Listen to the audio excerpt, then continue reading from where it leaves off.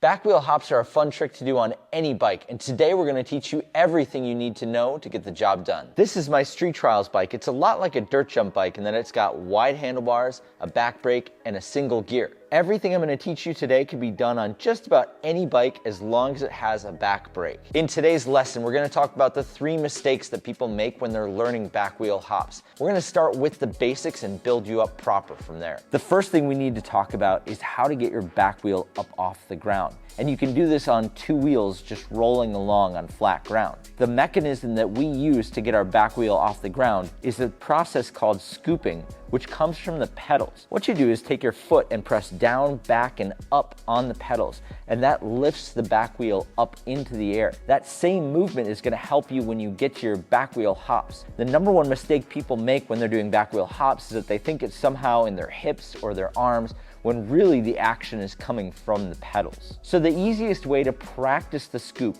is to roll along on flat ground and just scoop the pedals to bring that back wheel off the ground just a little bit. Get that technique locked in because that scooping of the pedals is gonna make a big difference as we progress in this movement. Now that you can lift your back wheel off the ground, the next thing we're gonna talk about is the balance point for the bike on the rear wheel. The second mistake people make when they're learning back wheel hops is that they're too far forward over their balance point, or they don't have the bike steep enough to actually get onto the balance point. And that's what we're gonna work on next. We're gonna move on by finding an obstacle that's about 2 feet tall. Now, if you don't have a box like this or an obstacle like this, you could use a picnic table bench. That would get the job done. We're gonna put our front wheel on the top of the box and grab some back brake to hold it in place. This is essentially gonna simulate the position you're going to be in when you're hopping on the back wheel, so it gets you about halfway there. The next thing we're gonna do after we lock our back brake is make sure that our cranks are level so that we have a stable platform to be on. Now, you probably have a strong foot that you normally ride with, and you want that one to be in the front here. So level them out, and now what we're gonna do is get on the bike just to get a feeling for what it feels like to be over the back wheel balance point. You don't need to do anything else at this point other than stand on this bike and feel what it's like to be on the back wheel over that back wheel balance point.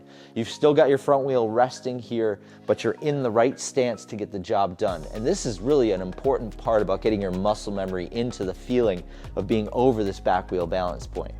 But the next thing that we're gonna work on is jumping backwards off this box. Now, there are a few different ways you can do it, and I recommend that you start by jumping back to 2 wheels because it allows you to focus on this pedal motion here. So what you need to do in order to do that is lean back slightly off the box and then scoop with your pedals to bring the bike backwards to 2 tires. Just work on getting that part first, and then we'll move into some back wheel stuff. Once you start feeling confident in this first position, hopping down to 2 tires, it's time to move on to your back tire only.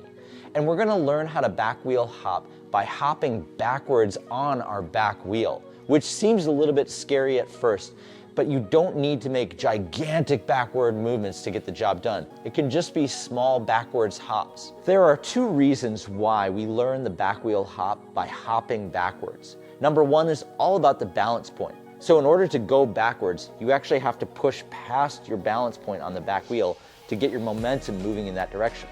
So it helps you find the spot at which you start falling backwards and you push past your actual balance point. So you get a better feeling for the range of how far back you can go. You might remember me talking about one of the original mistakes people make is that they don't go far enough back onto the balance point. So by going backwards even past the balance point, you're going to find that spot faster. The second reason why we go backwards is that the act of back wheel hopping is all about repositioning and rebalancing yourself and your bike on the back wheel. So this backwards movement is throwing you off balance, and then you have to use your bike and body to rebalance yourself.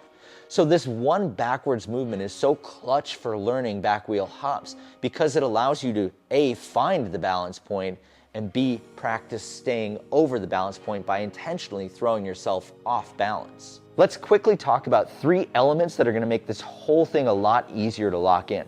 The first is about having a level, stable platform to stand on. And by that, I mean keeping your pedals level so that your feet are at the same level.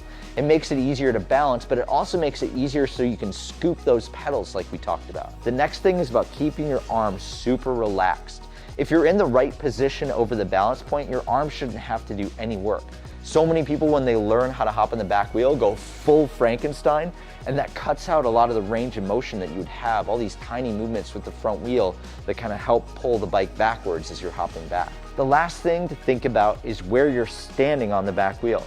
Now, the easiest, fastest way to find out if you're over the balance point is to look straight down. If you can see your rear hub, you're in the right place. If you're ahead of the rear hub, you're in the wrong place. So get on the back wheel and look down. If you see that back hub, you're doing great. This next phase of learning back wheel hops is the longest but the most fun.